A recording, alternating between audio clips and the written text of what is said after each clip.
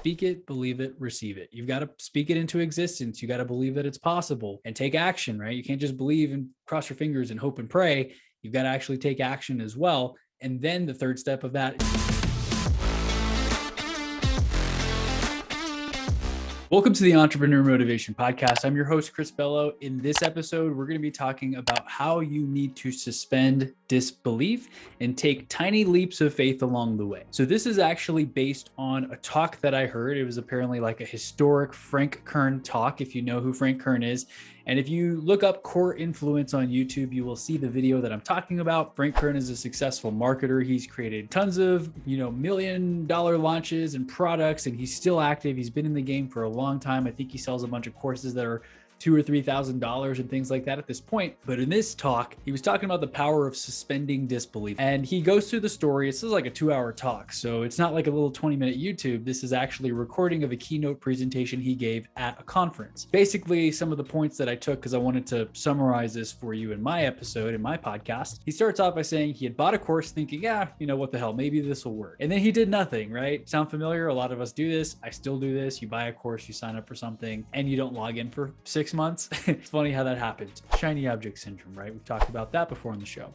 And then years later, he saw a letter from Tony Robbins endorsing someone. And so he took a leap of faith and he bought that book. And then he became more interested in marketing after reading that book. And then he was more receptive when he saw yet another ad, right? His reticular activating system was focusing on marketing things. So he sees another ad, it sparks his interest. And then he ends up studying a guy named Corey, and he got turned on to another marketer named Yannick Silver. So I think I've actually heard Yannick Silver maybe on a podcast, but the name definitely sounds familiar. Apparently these are all like, marketing legends and gurus, and I don't know how active they are today, but during this time especially, they were kind of like the founding fathers of marketing and everything that we know today. And so Frank then got turned on to the idea of selling ebooks. And again, this is just me sharing what he shares in this talk and how he's showing the story of how he got to where he was, successful multimillionaire. And so that led him to a product called Instant Internet Empire. So this was a lucky break, and this threw him into the guru world. I believe this was a product that he had created, and he kind of got thrown up on the guru spotlight. So this put him up on the map, but he was joking, saying, unfortunately, he got into the spotlight a little bit too much because he was sued by the FTC. I guess maybe the marketing making too many false promises or things that couldn't be backed up.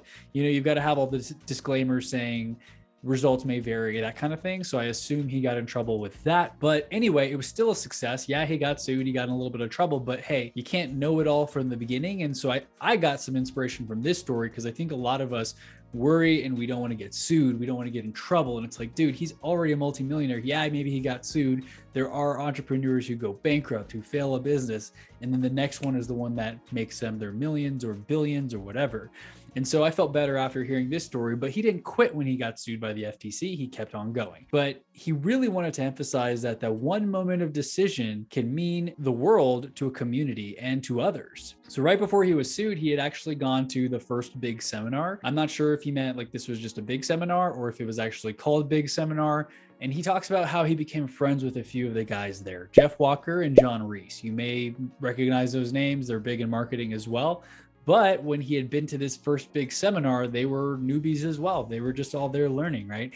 I can think of so many times I've gone to a seminar and I've met people who haven't done anything in real estate yet. And a few years later, they're the ones crushing it, mentoring people, holding meetups. So it's kind of cool. This is what happened with him at this event with Jeff Walker and John Reese. Jeff talks about making 6 figures in 7 days. Kind of mind-blowing, right? And Jeff is in the audience actually in this video, kind of meta. I know we're talking about a lot of things going on here. So Frank is talking about how Jeff went on to do a 6-figure launch in 7 days. And he asks Jeff in the audience, asking like, did you think you would actually make 6 figures on that launch? Like, did you expect that? Did you see that coming? And Jeff was like, man, he was shocked the first time anyone bought anything from him online. And he definitely did not think he would make 6 figures in a week on that launch. He didn't know. He just took a leap of faith and he did it, and it ended up being a success. And the cool thing is that nobody thought that that was possible in the industry. It sounded so ridiculous, right? All the internet marketers were so amazed that he had had this 6-figure launch in a week. Because Jeff had done it, John Reese tried to do something too. Frank convinced him to do a leap of faith and host a workshop. The workshop ended up being wildly successful, and this was at a $3,500 price point, which was very, very high ticket and unheard of at that time. And that workshop positioned John Reese as a great marketer, and he had taken a leap of faith and he tried to do the launch for that workshop to take it to the next level. What happens next? John does a $1 million day, and Frank is seeing this whole thing and just mind blown. He's like, holy crap. So that guy just did it. It's little leaps of faith along the way. And it's almost like the Roger Bannister story. If you have heard of Roger Bannister breaking the 4-minute mile, it was thought to be impossible. People thought your heart would literally explode. And because people thought it wasn't possible, they never even tried it. But when Roger Bannister broke the 4-minute mile and ran a sub 4-minute, that means less than 4-minute mile. Anyway, it's like the Roger Bannister thing, breaking the 4-minute mile, because Frank sees this and all these people are seeing other people hitting success, and they're realizing that it's possible for them too. And the story of Roger Bannister, by the way, if you haven't heard of that, is that once he broke the 4-minute mile record, like a crazy number of people also broke that 4-minute mile in the same year. Like I think the fastest one was within a month after that, because people realized it was possible. They realized your heart wasn't going to explode. And once they saw it was possible for others, they realized it was possible for themselves as well. So Jeff Walker creates product launch formula. I've actually heard of that one too. I guess maybe he still holds it or launches it or sells it, or maybe there's a book around it too.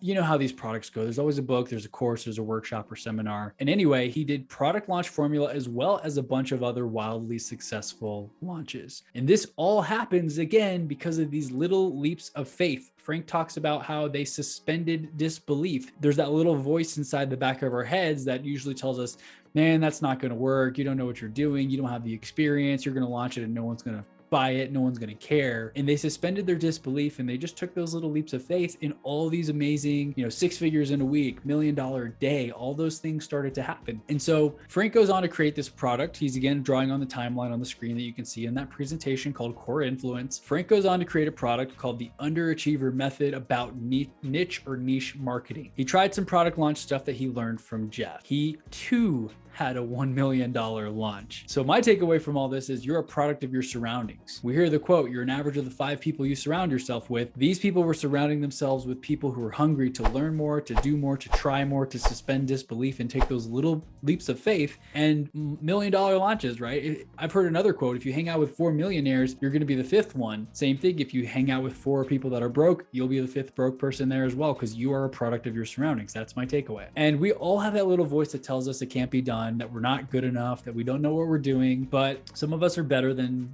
others at silencing that voice. And that's something that I have to remind myself of frequently, is like, smack that little voice, kill it and swat it away as if it's a little fly that's bugging you. Because when you suspend disbelief, and that's again why I wrote it on my whiteboard, because I still have these beliefs where I'm like, man, I don't know if anyone's going to buy that. I don't know if they're interested. Are they going to sign up for this training? I need to suspend disbelief and continue to take action. Just believe, what if I do a 6-figure week or a 7-figure launch? It's possible, right? Other people have done it. That's the Roger Bannister thing. They've broken the 4-minute mile in terms of hitting the $1 million day. That's possible for them. It could be possible for me. Why not try? And a lot of people never try because they don't believe it's possible. If you suspend disbelief, take that little leap of faith and believe it's possible, then you will try it. And if you never try it, you'll never have that 7-figure day. But if you do try it, maybe you don't even have the 7-figure day. Like, would you be happy with the $10,000 day? I mean, most people, that's a pretty big win. Do that repeatedly, continue to scale that up, learn more. Then you have a $20,000 day, a $50,000 day. Those are all the things that I'm working towards myself as well. And I kind of think about it as like an abused dog. If you've ever seen a dog that's been adopted and had some history of abuse or being beaten. I mean, I'm very against animal abuse, by the way. I love pets and animals. We have 2 cats and a dog ourselves, but I just think of the dog that's been abused because I've had some friends who have taken care of these kinds of dogs and adopted these kinds of dogs. And they're very finicky sometimes. Like, everything feels like a threat to them, right? It's very sad to see because they've been so conditioned and used to, like, if you're coming at them too fast, they think they're about to get hit, or you're about to pet them because you want to play. And again, they think that you're about to beat them and they just withdraw, or maybe they bite you or attack, even worse. And I think of our dog. We got her when she was 8 weeks old. She's a little ignorant, clueless puppy, right? She just had no care or no worry in the world. She'd play at the dog park, didn't have any idea why another dog would ever be grumpy or bite or anything like that, right? And I think of early entrepreneurs as that puppy. We're all naive and ignorant. We haven't really been hurt yet. We don't think we can fail. We haven't tasted failure yet. We think our first idea is going to be the one that gets us to all the riches and success that we dream of. And so we are like that little puppy, just playfully running up to every dog at the dog park. And as we hit failure after failure, struggle after struggle, sometimes it's easy to start being like that abused dog. We may become cynical, we may become grumpy, and we may be like the dog that was playing at the dog park and another dog just like picks you up and almost kills you. You know, this happened to a friend's puppy. Luckily his puppy was okay, but puppy was playing with some big dogs. One of them got aggressive, picked up the dog and like shook its head really, really hard and threw his dog to the side. And his dog had to have like stitches and surgery. And anyway, this isn't about actual dogs. The story here is that probably impacted that dog to some extent, where he was a little more cautious the next time he went around a dog he didn't know, you know? And this is how older people I see at corporate, I heard this all the time. Oh, you know, that's a grumpy, we already tried that before. It's not going to work, or why do it? You know, if it ain't broke, don't fix it. All these types of things. I feel like that's a combination of just being let down maybe a couple too many times, where you lose that motivation and sense of purpose and drive that you used to have as the young whippersnapper. Because I was the young whippersnapper in corporate. I'm like, oh, we could do this, we could change this, we can implement so many amazing things. And the older grumpy people in most cases would be like, man, what's the point? It's working fine. Nah, we don't need to change it. It's always been like this. So try not to be like that in your own business and life. I am doing my best to remain optimistic every single day, despite failure. I think there's that Winston Churchill quote that success is like showing up every single day with optimism, even after multiple failures, something along those lines. But if you can suspend disbelief, take those tiny leaps of faith, don't let past failures dictate your future. Realize that those were lessons and learnings. Take the lesson from it, tweak it, launch it again. I shared this on my story the other day, and with my business coaching group that I'm in, I'm doing this Life by Design training. I'm really excited about it. I want to teach other people to achieve this Life by Design as I have. And it's just funny because I held the first one went pretty well. I had 6 or 7 people show up and good feedback, stayed the whole time. They were engaged, asking questions. The second one had 6 or 7 people signed up, and one of them was one of my assistants, who I was obviously paid to be there because she wanted to take notes and figure out the direction I want to go and the message I want to share. And so she shows up on the call, and then one other person who I don't know shows up on the call, and literally that guy drops off after 20 minutes, and I still have another 40 minutes of presentation to go. Part of me was almost like, well, what the hell? Why don't I just cancel this and do it again? But I realized that I need to suspend disbelief, make these tiny leaps of faith, and just practice. And my faithful assistant was there on the whole call, and she heard it. She got to ask me some questions. I answered the Q&A. I did record it. I shared it with her in case she wants to actually, take any notes down or review anything that I did share with her. And so I delivered the presentation as if there were 30 people on there that were willingly there, excited, engaged, even though I knew the one person who I didn't know who signed up dropped off. It was really kind of crappy to see, but I realized that it's just a step in the process, it's just a step on the path. And so I didn't let it phase me too much. I just, whatever, I got another one booked. If you're interested, check it out, chrisbello.com/lifebydesign. I will continue to host these every single month just to add value to my audience, to see what is it that you want to learn. Each time I do the presentation, it's going to get better. And eventually, when I have enough content and I have enough of what the people want who end up taking that free training that I'm doing, I can launch a paid course and have it evergreen where their sales are coming in every night. But I also want to make sure I make the right product, that it is actually something that people want. But at the same time, I'm still doing these webinars, even though I had no one pretty much show up to the last one. And that is because I'm suspending disbelief. I know this is a step on the path, and I'm staying consistent, right? So that's my message for you. Just start, take consistent action, and buckle up for the journey, because it's going to take a long time, much longer than we likely want or expect it to take. But also draw inspiration from others in your network, because as you start to level up, you start to network and meet people who are doing huge things, doing the things that you want to do. You see that it's possible for them. Well, you start to think, well, why can't I do that too, right? If it's possible for them, it's possible for me. And I'm doing that too. I'm like, well, man, they did it. They're not that much smarter than me. I could do it too. I'm going to try that as well. I'm going to go all in on chrisbello.com. I'm going to do webinars and make offers and send more emails to my people, because I assume that if they got on my email list, they want to hear from me. So I'm going to deliver the very best content that I can, right? So it won't be easy, but it will be worth it. And again, stay positive, believe, suspend disbelief, and keep on showing up. And then I will leave you with a quote that I've heard. This quote says, speak it, believe it, receive it. Speak it, believe it, receive it. You've got to speak it into existence. You got to believe that it's possible and take action, right? You can't just believe and cross your fingers and hope and pray. You've got to actually take action as well.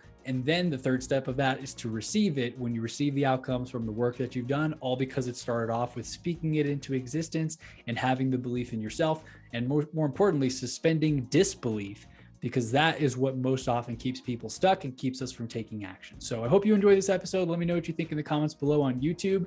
If you're listening to this on Apple Podcasts, please be sure to leave a review if you have not already. If you are interested in that free training, if you want to help me get more than one person that I'm paying to be there on the webinar, chrisbello.com/lifebydesign. Again, chrisbello.com/lifebydesign. Hope to see you there. And if you're listening to this 5 years in the future, I'm suspending disbelief. You may be able to find a link to the full product that I've already created that I'm selling for $397. That's going to provide a ton of value. It has a bunch of great reviews, right? So I'm speaking it into existence and putting it out there. I'm having the call to action. I am suspending disbelief and consistently showing up, whether one person shows up to the next call or 100 people show up to the next call. So have a great day, everybody. Thank you so much for your time, and we'll talk soon.